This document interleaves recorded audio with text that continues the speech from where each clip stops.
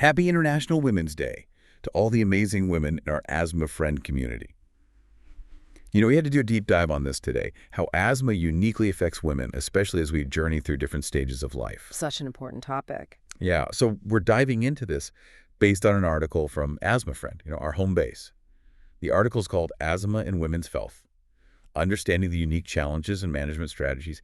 And let me tell you, even just looking this over, I was struck by how much I just didn't know. Yeah. Like, have you ever noticed your asthma kind of flaring up around that time of the month? Oh, yeah, for sure.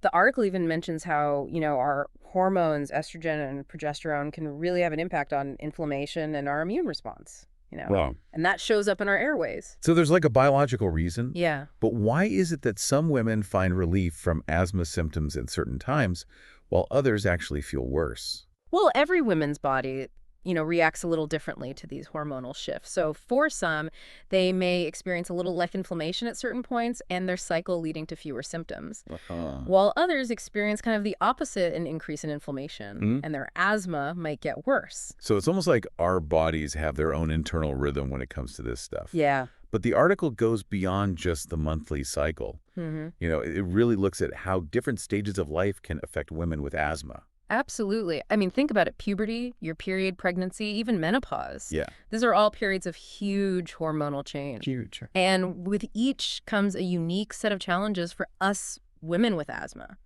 Let's start with puberty. I mean, I vaguely remember my asthma being a little bit worse around that time, but I never really put two and two together. Well, during puberty, girls experience that surge in estrogen and progesterone. Oh. Both of those hormones can actually affect inflammation in the airways and even our lung function. Yeah, so a lot of times this leads to, those asthma symptoms getting worse, and it's much more significant than what boys typically go through. Interesting. So it's not just a coincidence. No. And then there's menstrual asthma, something I know a lot of our listeners really struggle with. Yeah, it's very common. Unfortunately, in those days leading up to a woman's period, progesterone and estrogen levels, they drop. Right. This shift triggers inflammation in the airways. Okay. It makes them super sensitive and reactive. So more prone to an attack. Exactly. The article uses this term bronchial hyperreactivity, which basically means that your airways are on high alert, making you much more susceptible to an attack. Gotcha. Okay, so we talked about puberty periods. What about pregnancy? That brings its own wave of hormonal changes. But I'm curious how that specifically affects asthma. Pregnancy is kind of interesting. It can go both ways. Okay. For some women, their symptoms might actually improve, and this is because of the increase in progesterone, which actually acts kind of like an anti-inflammatory. So for some women, pregnancy is like a break from asthma almost. It can feel that way, but it's not a guarantee. For others, their symptoms might get worse, as the pregnancy progresses, especially in those later trimesters. So careful management during this time is crucial. Yeah, I can only imagine trying to manage your asthma while also taking care of yourself and the baby growing. For sure. And that's where working with your healthcare provider is super important. They can help adjust your medications if needed and just monitor both you and the baby. That makes sense. All right, what about menopause? I know that estrogen levels plummet during this time, but how does that tie into asthma?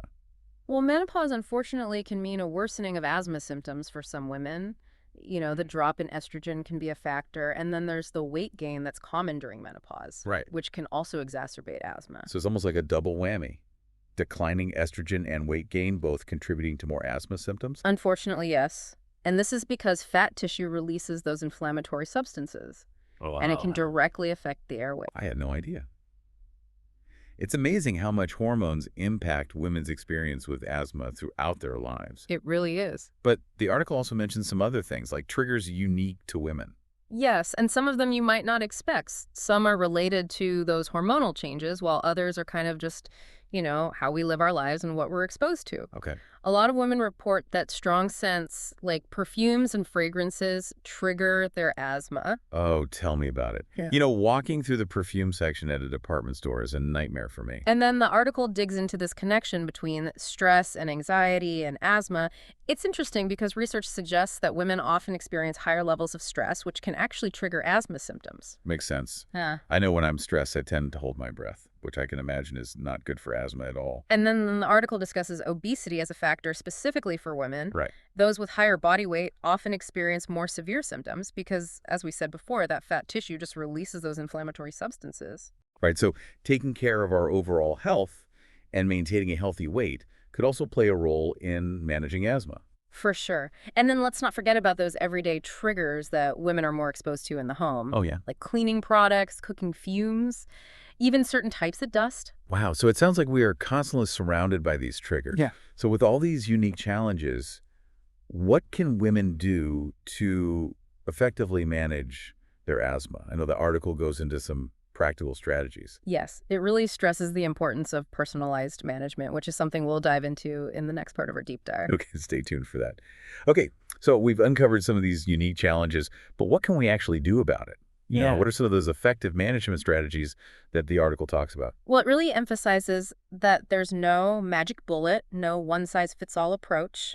Personalized management is really key, and it starts with understanding your own body and its patterns. That makes sense. But Yeah. how do we go about understanding those patterns? One of the best things you can do is track your symptoms. Hmm? Keep a diary, especially in relation to your menstrual cycle, pregnancy, or menopause.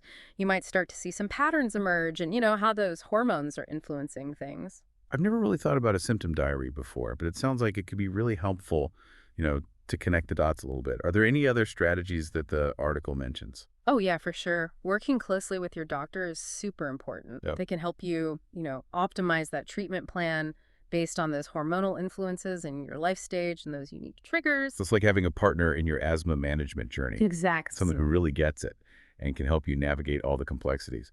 The article also talks about managing medications. What does that mean exactly, especially for women whose asthma is so closely tied to their cycles?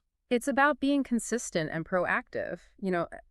Make sure you're using your inhalers correctly, taking those controller medications as prescribed, and don't skip doses, especially during times of hormonal shifts. So even when we're feeling good, we can't just forget about it. Nope. And if you ever have questions or concerns about your medication, talk to your doctor or pharmacist. That's a good reminder. Yeah. And what about triggers? We talked about some common ones, but are there practical tips for avoiding them? The first thing is knowing what your triggers are. Right. Pay attention to what's around you. Notice what seems to set off your symptoms and then make changes to avoid those things. So is perfumes or strong scents are an issue? Maybe switch to unscented products or ask your friends and family to ease up on the perfume? Exactly. And remember those stress-reducing techniques we talked about? If stress is a trigger, yoga, meditation, deep breathing, Right. all incredibly helpful for both your mental and physical well-being. Managing stress isn't just about feeling calmer. It can actually help us breathe easier. For sure. What about those household triggers? Yeah, what can we do about those? Well, you might need to make some lifestyle adjustments. Okay. Maybe invest in an air purifier to help remove allergens and irritants from your home. That's a good idea. Or, if possible, delegate those heavy-duty cleaning tasks. Yeah. The ones with the harsh chemicals. Right. And when it comes to cooking, good ventilation is key. Oh, Make sure that exhaust fan is running and open windows to clear the air. okay. Good tips. And then, of course, there's that healthy lifestyle. Always a good idea. Maintaining a balanced diet, staying physically active, and achieving a healthy weight can all make a difference in managing asthma. Absolutely. So taking care of our overall health is one of the best things we can do for our lungs. It really is. This has been so informative. But, the article also mentions something I think is really important, the need for more research in this area. It did, and it Yeah. highlighted how the historical lack of focus on women's health in research has created some gaps in our understanding of how asthma affects us specifically. So we're really just scratching the surface here. We need more studies that look at, how these hormonal changes throughout a woman's life impact asthma Right. and how those changes affect treatment response. Yeah, we need a whole wave of research just focused on women and asthma. Exactly. What can we do, as individuals to kind of advocate for more research in this area? I think awareness is key. Talk to your friends, family doctors, share articles like the one we're discussing. Yeah. Let's get people talking about this and make sure women's health research is a priority. I love that. Yeah. Let's raise our voices and demand more answers. Yeah. Well, this has been incredible. You've given us so much to think about. It's been my pleasure. But we're not quite done yet. In our final part, we're going to pull together those key takeaways and talk about what it all means for you. So stay tuned. Ah. All right, so we're back, wrapping up our deep dive into asthma and women's health. Such a fascinating topic, right? So much to think about. Yeah. We've covered, the role of those hormones, the triggers we face, the importance of personalized management. I mean, where do we even begin to sum it all up? Well, I think the biggest takeaway is that women's asthma, it's just so connected to our hormones. Those shifts, those changes that we go through throughout our lives, I mean, it's a huge part of the picture. It's definitely not something we can ignore. Nope. We have to be proactive. We have to pay attention to our bodies and advocate for our own health. And I think that means, working with our doctors, finding a management plan that truly works for us, individually. Absolutely. There's no one-size-fits-all approach. Especially when you consider, how much our hormones are affecting those symptoms. Exactly. And I think knowledge is power. Yeah. The more you understand about your body, the better you'll be at managing your asthma. So track those symptoms, figure out your triggers, and don't be afraid to ask questions. You are your own best advocate. And as we celebrate International Women's Day, let's make a commitment to prioritize our health. Yes, to that. So all the women in our Asthma Friend community and beyond, you've got this health. Happy International Women's Day, everyone. And that wraps up our deep dive into asthma and women's health. We hope you found it informative and empowering. Remember, you're not alone in this. The Asthma Friend community is here to support you every step of the way. Thanks for listening, and here's to breathing easy and living well.